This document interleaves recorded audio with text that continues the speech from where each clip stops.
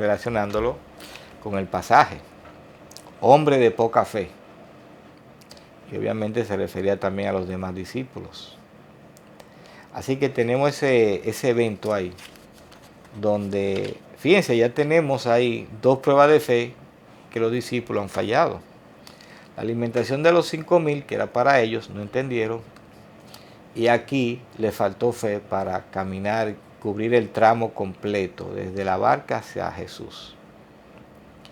También tenemos tenemos sanidades, alimentación, prodigios y prueba de fe. Cuando la barca llega a la otra ribera del río o del lago, estamos en tierra de Genesaret. Los hombres oyen que el Señor está ahí y la ciudad va a su encuentro y va en busca de sanidades. Pero fíjense que la gente en Genesaret en ese momento entiende que con solo tocar el borde o el manto del Señor serán sanos.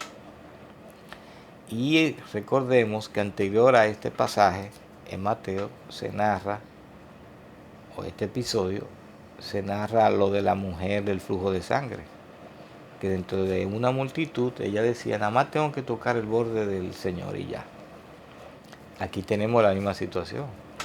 Esto me puede decir a mí que la mujer del flujo de sangre o era de esa región de Genesaret o predicó por ahí, o esa noticia de ese prodigio se extendió, corrió y llegó a la gente de Genesaret, y la gente sabía que solamente tenía que tocar el manto del Señor e iba a quedar sano de cualquier enfermedad. El poder que iba a salir del Señor, poder de sanidad en ese caso. Entonces fíjense cómo la gente de Genesaret, ese grupo, esa multitud que salió a su encuentro, al encuentro con el Señor, solamente tenía que tocar el manto, decían ellos, y ya, vamos a estar sanos. Por eso, o esa noticia del prodigio con la mujer del flujo de sangre se extendió, o esa mujer predicó por ahí, o ella era de Genesaret. Por lo tanto, cuando esa población, esas aldeas, esa ciudad, esa región, oye que Jesús está ahí, ellos van a su encuentro con el objetivo de que el Señor, o con el objetivo de solamente tocar el manto de Jesús, y van a quedar sanos. Amén. Quiere decir que en la Biblia no especifica el número de personas. Quiere decir que hasta este punto ya son más de 10,000 o entre 10,000 y 15,000 personas las que Jesús le ha hecho sanidades. Más adelante, después del pasaje de la mujer cananea, el Señor hace otra alimentación de 4,000 hombres, sin contar mujeres y niños. Fíjese que contamos más de 10,000 aquí y más de 10,000 después, en esa zona. O sea, el Señor le ha hecho milagros a más de 20,000 personas. Es un estadio, ¿verdad? Hoy eso es mucho. Y somos 8,000 millones de personas en el mundo, se dice. Ahora, ¿usted se imagina en aquella época 20,000 personas? Sobre todo, ¿cuál era la población de Israel en aquel momento?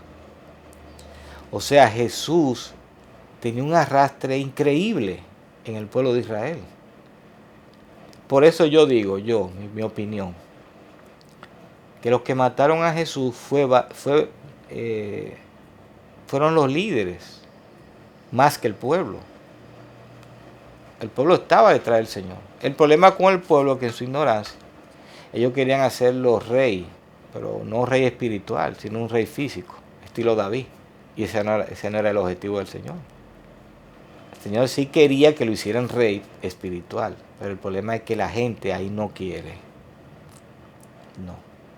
Cuando se trata de dejar las cosas del mundo y no obedecer los deseos de la carne, no, espérate, Señor, ahí no. Yo te puedo hacer rey para que tú nos gobiernes y un ejército viene y tú lo destruyas. Pero no te metas con mi vida, Señor, ahí no, espérate, méteme de ahí. No, con mis deseos carnales no te metas, ni mis apetencias del mundo, no te metas ahí. Ese fue el problema. ¿entiendes?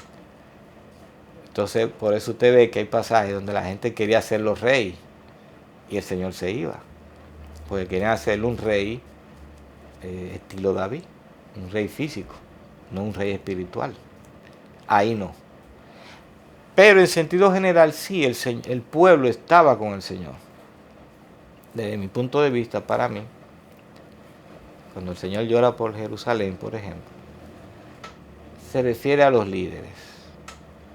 Mi palabrita preferida, básicamente. Pero el problema es que los líderes arrastran al pueblo. Entonces, una maldición o una palabra o una acción en un líder se lleva al pueblo consigo. Fíjese cómo los líderes mataron a Jesús y qué pasó después. Destrucción del templo. Y ese pueblo lo dispersaron hasta hace poco, casi 2000 años, dando vueltas por el mundo. ¿Ven?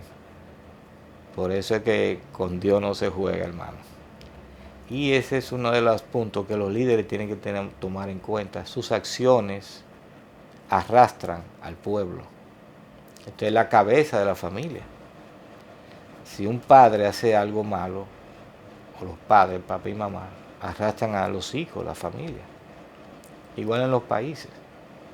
Las cabezas, los líderes espirituales, por ejemplo, los presidentes de los países, cuando hacen malas acciones, arrastran a los pueblos. Por eso hay que tener cuidado. Cuando usted está al frente, por ejemplo, de una iglesia, de un líder, cómo usted se comporta. Porque usted cabeza de ese grupo de personas, de esa iglesia. Y si usted está mal delante del Señor, va a arrastrar a la iglesia. Ahora, si usted está bien, la iglesia está en victoria, como decimos. Eso se traslada también a los presidentes de los países. Cuando el presidente de un país se adhiere a Dios y está con Dios, yo diría cabeza hasta, aunque lo diga hipócritamente, pero si reconoce a Dios, se ve un presidente de un país, estoy diciendo. Entonces hay que tener en cuenta eso, de la influencia de los líderes sobre los pueblos. En este caso, los líderes israelitas de aquel tiempo, le dieron muerte al Señor y eso arrastró al pueblo. Pero fíjense que el pueblo estaba con el Señor. Porque cuando el Señor, solamente en estos episodios, entre el capítulo 14 y 15, hay más de 20.000 personas siguiendo a Jesús. O sea, que para aquella época, ¿qué porcentaje de la población de Israel era? Solamente en esa zona, imagínense, en todo Israel. Así que vamos a tomar en cuenta eso, bien. Ok, entonces tenemos aquí el asunto de los enfermos, de la gente de Genezaret, que solamente con tocar el manto de Jesús entendía que estaba sana. De este episodio pasamos al capítulo 15, donde se acercan fariseos y escribas de Jerusalén a contender con el Señor. Ya habían tenido un roce con la cuestión del sábado, donde ellos vieron a los discípulos recogiendo espigas, o sea, trabajando en cierta forma, y confrontaron al Señor. Y el Señor le dijo que Él es el Señor del sábado. Bien, o sea que para el cristiano, el mismo Señor es nuestro sábado, es nuestro descanso. No importa que yo trabaje 7 días a la semana, que esté cargado, un trabajo físico cargado, qué sé yo. Físicamente estaré,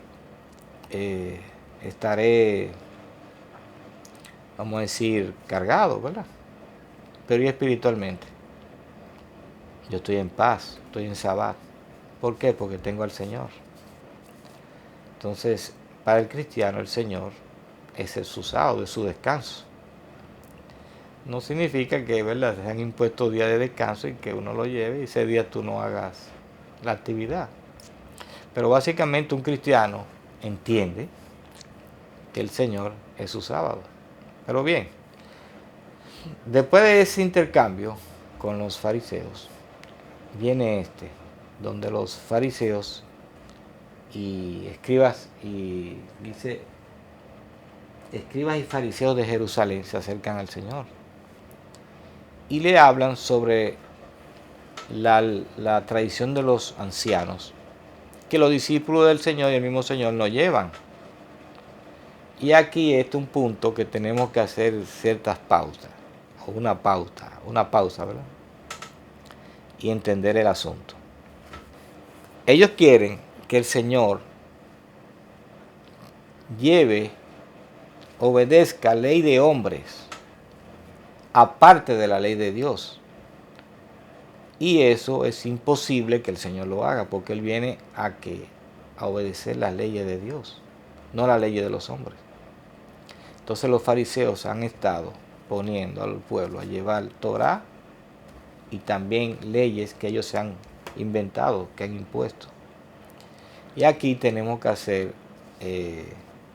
varias precisiones, porque hay mucha confusión actualmente con términos, dos términos básicamente: el fariseo y el legalista. Y según yo observo, hay como una confusión en el asunto. Fíjense, Jesús les responde, les dice hipócritas, porque mientras ellos quieren que la gente lleve la ley de los ancianos que han impuesto los hombres, ellos no están llevando la ley de Dios, porque no honran a su padre y a su madre en una situación donde hay que hacerlo. O sea, ellos van a llevar una ofrenda al templo y hay una necesidad de su papá y su mamá. Ellos entienden, los judíos, que no, que la ofrenda al templo va primero y que el padre y la madre se queden en segundo o a su suerte. El Señor lo llama hipócrita porque no están honrando a su padre y a su madre. Uno de los mandamientos que está en los 10 mandamientos, ¿verdad? O sea, que es sagrado. Entonces, el Señor le llama hipócrita por eso. No están obedeciendo la ley de Dios, pero sí están obedeciendo leyes de hombres, imposiciones de hombres. Entonces ellos quieren que yo lleve la ley de Dios, pero ellos no la llevan. Entonces es una hipocresía. Y aquí vamos a entrar en una definición de qué es un fariseo, ¿verdad? Déjenme ponerme los ojos míos, los ojos. Fíjense, primer punto, característica de los fariseos: añaden cosas de hombres a la ley de Dios. Es decir, paralelo a la Torá, ellos inventaron una serie de cosas que no vienen de Dios. No son malas, pero lo malo está en que Dios no las impuso. Entonces ellos las enseñan como que son imposiciones de Dios y son cosas de ellos. Entonces, una característica de un fariseo es que hace eso. Se inventa cosas suyas y pone a los hombres a llevarla como que fue Dios que habló y es una cosa de ellos. Bien. Fíjense, el fariseo quebranta la ley de Dios y acusa al que la quebranta. O sea, yo quebranto la ley de Dios y no pasa nada. Ahora, si tú la quebrantas, entonces yo te acuso. Fíjese qué hipocresía. Entonces, esa es una de las características de los fariseos que yo veo. También son extremos en llevar la ley. O sea, el fariseo es un extremista. No es que esté malo llevar la ley y ser celoso con la ley. Eso está excelente. El problema es radicalizarse. Y ellos eran radicales. Entonces, esa es otra de las características de los fariseos. También imponían cargas que ellos no llevaban. Entonces yo te digo a ti, mira, tú tienes que orar 7 horas diarias hincado y te pongo esa carga. Pero yo no, yo ni cerca, ni 7 minutos me hinco. pero sí yo te la impongo a ti, pero yo no la hago. O sea, cargas que eran fuertes de llevar, pero ellos no la llevaban. ¿Ves? Esas son las características del fariseo, que nosotros las confundimos con una persona estricta en llevar la ley de Dios y en cuidarse hasta en su forma de